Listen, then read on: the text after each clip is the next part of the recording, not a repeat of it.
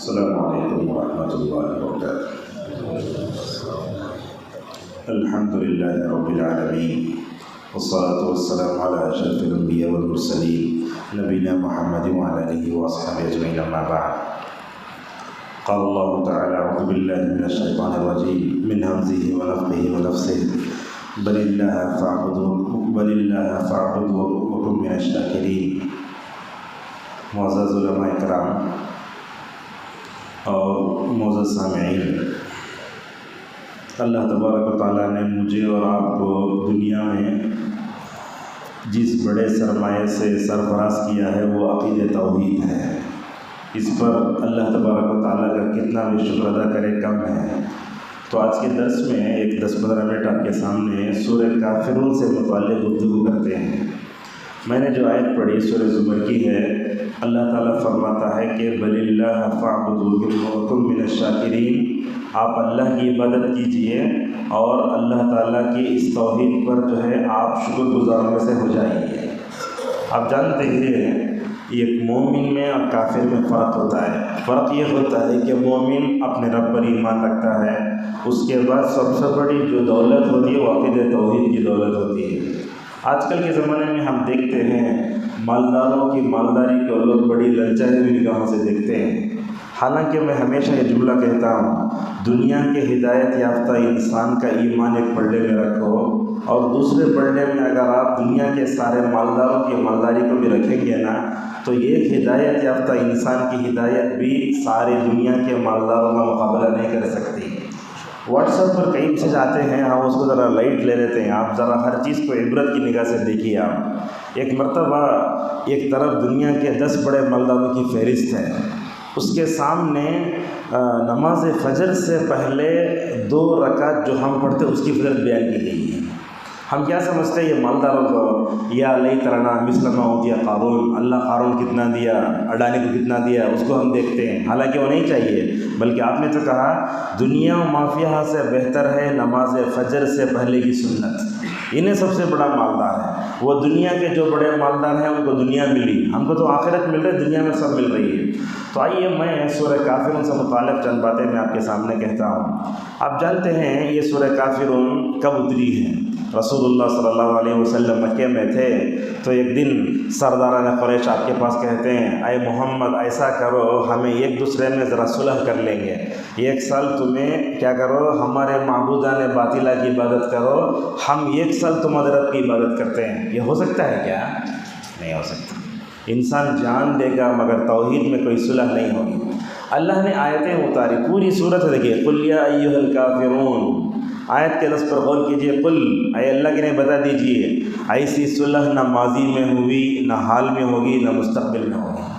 دوسری باتوں پر صلح ہو سکتی ہے، صلح حدیبیہ ہے، فلاں فلاں ہے، مگر توحید اور شرک ایک نہیں ہو سکتا، آگ اور پانی ایک نہیں ہو سکتے۔ اللہ تعالیٰ نے کہہ دیا قل یا ایھا الکافرون۔ علماء کیا کہ بتاتے ہیں اس چھوٹی صورت میں اللہ نے یہ نہیں کہا کہ یا ایھا الکفار، یا ایھا الکفر نے کیا کہا، یا ایھا الکافرون۔ کافرون کا مطلب قیامت تک پیدا ہونے والے اس روئے زمین پر اللہ کا انکار کرنے والے، کان کھول کر سن لو، لا اعبد ما تعبدون۔ اب آیت میں دیکھیں گے آپ، آیتوں کی تکرار ہے، لا اعبد ما تعبدون ولا انتم عابدون ما اعبد، پھر اس کے بعد ولا انا عابد ما عبدتم ولا انتم عابدون ما اعبد۔ یہ کیوں یہ 2 مرتبہ آیا یہ؟ حالانکہ ایک ہی مرتبہ اللہ بولتا تو صورت اور چھوٹی ہو سکتی تھی۔ علامہ شوکانی رحمہ اللہ مختلف علماء سے نقل کرتے ہیں، اللہ تعالیٰ فرماتا ہے اے کافرو، تم نے محمد سے جا کر جو ہے عقیدے کے باب میں کمپرومائز کرنے کی کوشش کی ہے۔ بات یاد رکھو، ماضی میں بھی کفر و اسلام ایک نہیں ہوا، حال میں بھی نہیں ہوگا اور مستقبل میں نہیں ہوگا۔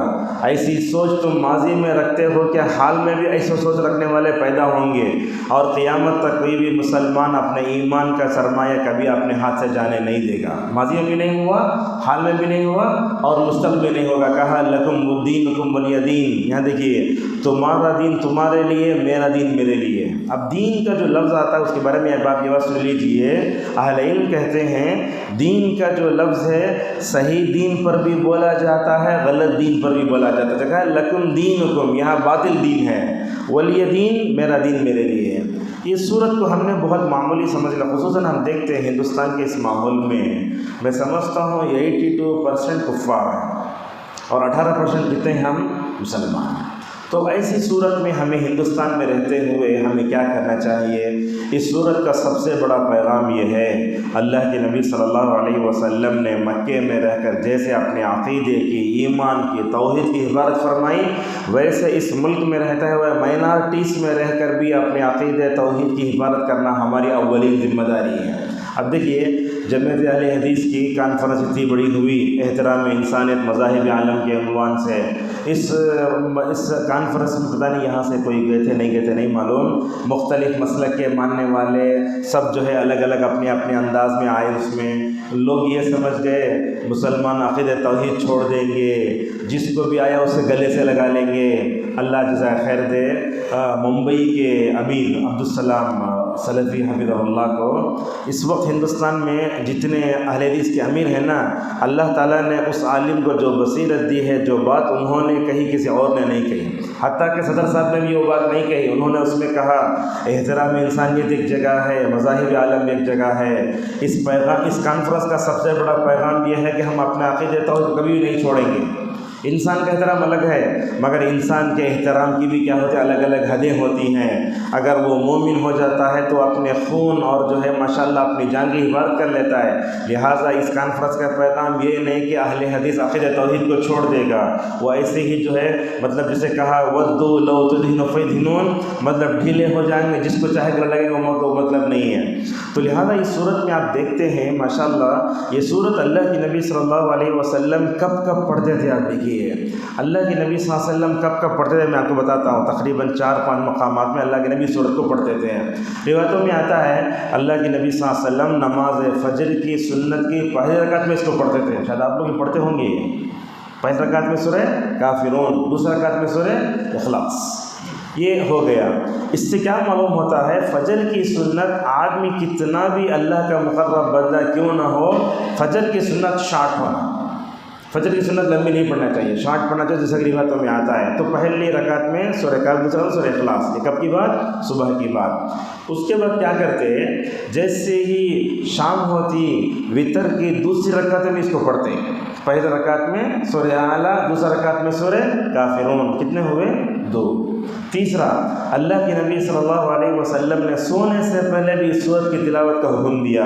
لہٰذا ایک صحابی کا نام آتا ہے نوفل رضی اللہ عنہ، آپ صلی اللہ علیہ وسلم نے ان سے فرمایا نوفل سونے سے پہلے اس سورت کی تلاوت کر لو، اللہ تعالیٰ تم کو ماشاءاللہ کفر و شرک سے بچائے گا۔ کوئی معمولی چیز نہیں ہے یہ۔ 2 کتنے ہوئے؟ 3۔ نمبر 4 ہے اسی طریقے سے اس میں طواف کی 2 رکعتوں میں، طواف جب ہم کر لیتے ہیں نا، طواف قدوم، اس کے بعد مقام ابراہیم کے پیچھے کھڑے ہو کر یہی سورہ کافرون کی تلاوت، یہی سورہ اخلاص کی تلاوت ہم کرتے ہیں۔ کیا معلوم ہوتا ہے، اللہ کے نبی صلی اللہ علیہ وسلم چاہتے دوسرے کئی سوروں کی تلاوت کر سکتے تھے، مگر اس سورت کی تلاوت کر کے اللہ کے نبی صلی اللہ علیہ وسلم نے امت کو کیا بتایا؟ اس بارے میں علامہ ابن تیمیہ رحمہ اللہ کہتے ہیں، اللہ کے نبی صلی اللہ علیہ وسلم صبح سویرے اٹھتے، آپ کو اپنے ایمان کی حفاظت کی فکر ہوتی ہے۔ ہم صبح سویرے اٹھتے بھجن سنتے نا بھجن، ہمارے گھروں میں سے بھی جو ٹی وی ڈالتے لوگ، مطلب اس میں غیر مسلموں کا جو بھجن ہے وہ آتا رہتا ہے، اور ایسے ٹھنڈی کے دنوں میں ہم دیکھتے مندروں میں صبح ہی ڈال کے چھوڑ دیتے، لہٰذا ہم سنتے رہتے ہو، بلکہ بعض مسلمانوں کو یاد بھی ہو گیا ہے، حالانکہ غلط ہے، کفریہ کلمات، شرکیہ کلمات ہم کیا دیکھتے ہیں۔ تو لہٰذا علامہ ابن تیمیہ رحمہ اللہ کہتے ہیں صبح سویرے اٹھتے اللہ کی نبی نے تو اپنے عقیدے کی حفاظت کی فکر، میں کیسے اپنے عقیدے کی حفاظت کروں۔ اور یہ بات بھی آپ دیکھو، سورہ کافر سورہ اخلاص میں کیا فرق ہے؟ آپ جانتے ہیں بندے کی عقیدے توحید کیسے پرفیکٹ ہوتی ہے۔ ہم خالی ایک رب کی عبادت کر لیں، میں سمجھتا ہوں ہماری توحید عادی ہے۔ اللہ تعالیٰ کے علاوہ دنیا میں جس کسی کو بھی پوجا جا رہا ہو اللہ کو چھوڑ کر کے، اس سے برات کا، بیزارگی کا اظہار کرنا، یہ بھی عقیدہ توحید کی پختگی ہے۔ اللہ کے نبی پہلی رکعت میں سورہ کافرون پڑھ کے ہم کو پیغام دے رہے ہیں، لوگوں اللہ کے علاوہ جس کسی کو بھی پوجا جا رہا ہے، صبح سویرے اٹھتے اس سے ہی ان سے بیزارگی کا اظہار کر لو۔ یہ تو عقیدہ توحید ادا ہو گیا۔ سورہ اخلاص میں بتایا جا رہا ہے اللہ کے علاوہ کوئی معبود برحق نہیں ہے۔ اب دیکھو صبح ہوتے ہی نبی کو اپنے عقیدہ توحید کی فکر، سورہ کافرون پڑھ کے ماشاءاللہ اپنا عقیدہ توحید کو پرفیکٹ کر لیے۔ شام ہوتے ہی اللہ کے نبی صلی اللہ علیہ وسلم کو اپنے عقیدہ توحید کی فکر، اس میں کیا ہو رہا ہے، وہاں آپ صلی اللہ علیہ وسلم وتر کی 2 رکعتیں پڑھ رہے ہیں، صبح کی سنت میں پڑھ رہے ہیں، شام کی وتر میں پڑھ رہے ہیں، حتیٰ کہ آپ صلی اللہ علیہ وسلم کو سونے سے پہلے بھی اپنے عقیدہ توحید کی حفاظت کی فکر ہے۔ میں کیسے اپنے عقیدہ توحید کی حفاظت کی فکر کروں؟ چنانچہ سوتے ہوئے بھی نبی کریم صلی اللہ علیہ وسلم سورہ کافرون پڑھ کے سوتے تھے۔ لہٰذا اس صورت کا ہمیں دوسرا پیغام یہ معلوم ہوتا ہے کہ عقیدہ توحید کی پختگی 2 طرح سے حاصل ہوتی ہے۔ ایک تو یہ ہے کہ بندہ اللہ کو پکارے، اور دوسرا یہ ہے کہ اللہ تبارک و تعالیٰ کے علاوہ جس کسی کی بھی عبادت ہو رہی ہے اس سے اپنے برات کا اظہار کرے۔ اچھا، یہ طریقہ ہمیں کہاں معلوم ہوتا ہے؟ یہ طریقہ ہمیں حضرت ابراہیم زندگی سے معلوم ہوتا ہے۔ اب ذرا ہندوستان کے ماحول میں دیکھیں آپ، 2 نبیوں کی زندگی کو سامنے رکھ کر اپنے عقیدہ توحید کی حفاظت کی فکر کرو۔ ایک ہے حضرت ابراہیم علیہ السلام، مائنارٹیز میں تھے نا، پورا کفریہ مشرکانہ ماحول، باپ خود آزر ہے، بتوں کو تراشتا ہے، بیچتا ہے، سب کرتا ہے، مگر اس کفریہ ماحول میں بھی حضرت ابراہیم علیہ السلام نے اپنے عقیدہ توحید کی حفاظت کیسے فرمائی؟ جب غیروں کے تہوار کا دن آیا تو بلایا کس نے؟ آزر نے۔ حضرت ابراہیم نے کہا انی سقیم، نہیں آتا میں، اور اس کے بعد کیا کرے؟ جا کر بتوں کو توڑے۔ مگر ہندوستان کے ماحول میں اس وقت دیکھیے وجہ رکھی ہے، ابراہیم نے بتوں کو توڑا، مگر ہندوستان کے ماحول میں ہم یہ کام کر سکتے کیا؟ جب ویڈیو وغیرہ اپلوڈ ہوتی ہے تو لوگ اسے ذرا منفی نگاہوں سے دیکھتے ہیں، وہی بتا دیتے ہیں آپ کو۔ ہندوستانی ماحول میں ہم غیر مسلموں کے بتوں کو توڑ نہیں سکتے، دوسرا یہ ہے کہ ان کو گالی بھی نہیں دے سکتے، تیسرا یہ کہ اس کی توہین بھی نہیں کر سکتے۔ کرنا کیا؟ کرنا یہ ہے کہ دل میں کراہت رکھنا، اس کے بعد عقیدے مطلب یہ دعوت کا جو مرحلہ ہے اسے مکمل کرنا چاہیے۔ ہم یہ دونوں کام جب تک نہیں کرتے ہم معبودان باطلہ کو گالی بھی، اسی لیے اللہ نے کہا وَلَا تَسُبُّوا الَّذِينَ يَدْعُونَ مِن دُونِ اللَّهِ فَيَسُبُّوا اللَّهَ عَدْوًا بِغَيْرِ علم، لہٰذا تم غیر اللہ کے معبودان باطلہ گالی نہ دو، وہ کیا کریں گے؟ نعوذ باللہ، اللہ تعالیٰ کو جہالت میں گالی دیں گے۔ لہٰذا حضرت ابراہیم علیہ السلام نے ماشاءاللہ اپنے عقیدہ توحید کی حفاظت کیسے فرمائی؟ دیکھو ابراہیم کی زندگی کیا ہے، صرف مطلب جسے ہم کیا بولتے ہیں، مطلب بقرعید کے دنوں میں یاد کر کے چھوڑ دینے کا نہیں ہے ابراہیم، بلکہ ابراہیم کو ہم ہر تشہد میں یاد کرتے ہیں، کما صلیت علی ابراہیم وعلی آل ابراہیم، یاد کر رہا ہے ابراہیم کو یاد کرے تو ابراہیم کے عقیدہ توحید کو بھی یاد کرو۔ ابراہیم نے اپنے عقیدہ کی حفاظت کیسے فرمائی؟ اللہ اکبر، کیسے فرمائی؟ اپنے کفریہ مشرکانہ ماحول میں تھے، باپ ویسا ہے، پورا ماحول ویسا ہے، اللہ تعالیٰ نے حضرت ابراہیم کی خاص تربیت فرمائی۔ حضرت ابراہیم اپنے قوم کو سمجھاتے ہیں، دیکھو یہ سورج ہے، یہ چاند ہے، یہ ستارے ہیں، ان اصل میں رب نے ان سب کا پیدا کرنے والا میں، انی وجہت وجہی للذی فطر السماوات والارض۔ اور ابراہیم کو تو بے زرگی کا اظہار مختلف الفاظ میں کرتے ہیں، کبھی کہتے ہیں انی بریء مما تشرکون، اے میری قوم جن بتوں کے سامنے تم جھکتے ہو میں اس سے بیزار ہوں، کبھی کہتے ہیں انا براء منکم، کبھی کہتے ہیں واعتزلکم وما تدعون من دون اللہ وادعو ربی، میں تم کو چھوڑ دیتا ہوں اور تمہارے معبودان باطلہ کو چھوڑ کے صرف میں اللہ کو پکارتا ہوں۔ یہ ابراہیم کی مثال تھی۔ ابراہیم علیہ السلام نے اپنے عقیدہ توحید کی حفاظت کیسے فرمائی ہے؟ دیکھو ابراہیم نے صرف اپنی فکر نہیں کر لی بلکہ ماشاءاللہ اپنے بیوی بچوں کی بھی فکر فرمائی۔ کیا دعا کی؟ کہا وَجْنُبْنِي وَبَنِيَّ أَن نَعْبُدَ الْأَصْنَامَ، اے اللہ تو مجھے اور میرے بچوں کو بتوں کی عبادت سے بچا لے۔ یہ کیا فکر ہے ابراہیم کی؟ جب مرنے کا وقت قریب آیا تو حضرت ابراہیم اور یعقوب علیہ السلام نے اپنے بچوں کو بلایا۔ ہم جب مرتے کچھ بھی ہوتا آخری دن آتے لوگ جائیداد کے بارے میں جھگڑنا شروع کرتے، یہ مجھے۔ ابراہیم کو اپنے بچوں کے بارے میں فکر نہیں ہے۔ اللہ تعالیٰ ماں کے پیٹ میں طرح رزق دیا تو ماں کے پیٹ سے نکل کے رزق نہیں دے گا کیا؟ بلا کر پوچھے ما تعبدون من بعدی، میرے بعد تم کس کی عبادت کرو گے؟ سارے بچوں نے تابعداری کے ساتھ جواب دیا اے ابا جان تمہارا جیسا معبود برحق ایک ہے، ہمارا معبود برحق ایک ہے۔ لہذا صالح حسین حفظہ اللہ یہ عرب کے مشہور علماء میں سے، وہ کہتے ہیں دیکھو یہ بہت اچھی بات ہے، میں یہ بات ہمیشہ اہل مجید ہمیشہ بولتا، اللہ تبارک و تعالیٰ جس خاندان میں، جس قبیلے میں، جس گھر میں، جس فیملی میں عقیدہ توحید ہوتا نا، اللہ تعالیٰ نسلوں کی حفاظت کرتا ہے۔ کفر و شرک کرنے والے مٹ جاتے ہیں، عقیدہ توحید کرنے والے ماشاءاللہ محفوظ رہتے ہیں۔ اگر اس کی مثال دیکھنا چاہے تو دیکھ لو محمد ابن عبد الوہاب رحمہ اللہ کے خاندان کو، کیا مطلب اتنا انقلابی کام کیا۔ علماء تو بولتے دنیا کے خاندانوں میں سب سے بڑا خاندان علماء کا محمد بن عبد الوہاب رحمہ اللہ کا خاندان 200 سال پہلے جزیرۃ العرب میں آئے، پورے جزیرۃ العرب کو ویسے بنایا جیسے رسول اکرم صلی اللہ علیہ وسلم نے کیا۔ اور میں آپ کو بتاتا ہوں، دیکھو ہم کو وہابی اس لیے کہتے ہیں، وہابی اس لیے بولتے ہیں، ہر اہل حدیث کو محمد ابن عبد الوہاب رحمہ اللہ کا عقیدہ توحید کیسا تھا، ان کی دعوت کے اصول کیا تھے، انہوں نے جزیرۃ العرب میں شرک کو کیسے مٹایا وہ جاننا بھی چاہیے۔ آپ ان کی تاریخ پڑھ کے دیکھو، میں سمجھتا ہوں خون بھی بہت کم بہا، مگر کفر، شرک، مقبرے، قبر پرستی، خانقاہ، یہ سب تو الحمدللہ مٹا کے رکھ دیا۔ لہٰذا اگر ہم کو وہابی کہا جاتا ہے، سلفی دعوت اگر ہم کہتے ہیں تو حکمت کے ساتھ، محبت سے، پیار سے اپنے دشمن کو اپنی طرف مائل کر کے کیسے دعوت دینا چاہیے وہ بھی سمجھنا چاہیے۔ اس صورت کا اور ایک پیغام بھی یہ ہے کہ ہم یہ عقیدہ توحید ہمارے لیے بہت بڑا سرمایہ ہے، اس کو پا کر ہمیں خزانے کا سانپ بن کے نہیں بیٹھنا چاہیے۔ عقیدہ توحید ہمارے پاس ہے نا، یہ امانت ہے، یہ امانت اس لیے کہا اِنَّا عَرَضْنَا الْأَمَانَةَ، ہم نے امانت کو پیش کیا کہاں؟ زمین و آسمان پر۔ یہاں مفسرین کئی معنی کرتے ہیں اس کے، ایک معنی امانت کا قرآن کا ہے، ایک معنی امانت کا توحید بھی ہے۔ یہ توحید ہمارے پاس امانت ہے، اگر ہم نے اس کو دوسروں تک نہیں پہنچایا ہم خیانت کرنے والے بنیں گے۔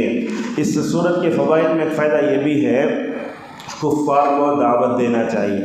ہندوستان میں ہم تقریباً شاید آزادی سے ہو کر تقریباً 78 سال گزر گئے، مگر عقیدہ توحید کا کام جیسے ہونا تھا ویسے نہیں ہو سکا۔